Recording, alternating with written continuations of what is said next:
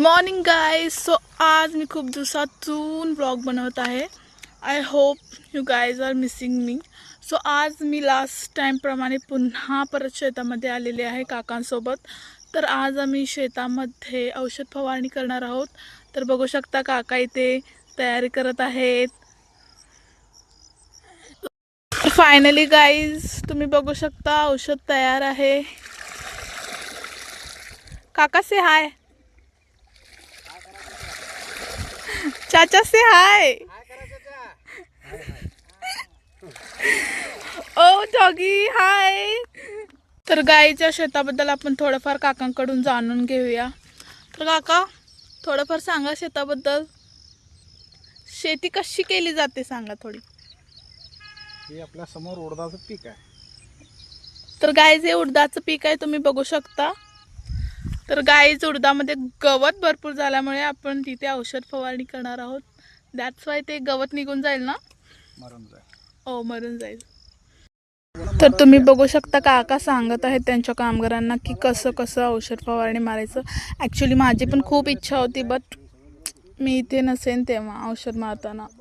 तर गाईज तुम्हाला मी सांगते इथे खूप सारी गायी आहेत आणि आता छोटंसं बेबी झालं एका गायीला. सो बट ते मला भावच देत नाही आहे. बेटा I will show you.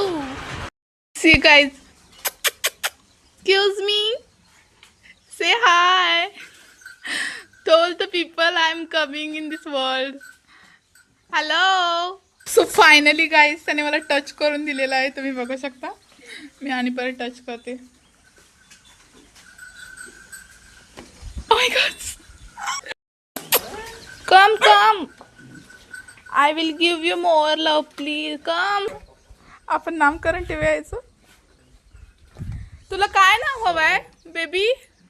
What is your name baby? You want something food? I will give you. इकडे बघ. हे मी टच केलं. Excuse me. बघ ना यार मी किती भाव देते तुला. सो फायनली गाईज आम्ही शेतामधून घरी जात आहोत. गाईज आम्ही आलेलो आहोत अवधूतवर नाश्ता करण्यासाठी. काका आपण काय खाणार आहोत? उत्तप्पा डोसा खाणार आहोत गाईज. आम्ही वेट करतोय मगापासून बट येतच नाही आहे उत्तप्पा आणि डोसा. तर गाईज तुम्ही बघू शकता हे आमचे स्वामी काका आहेत. काका से हाय.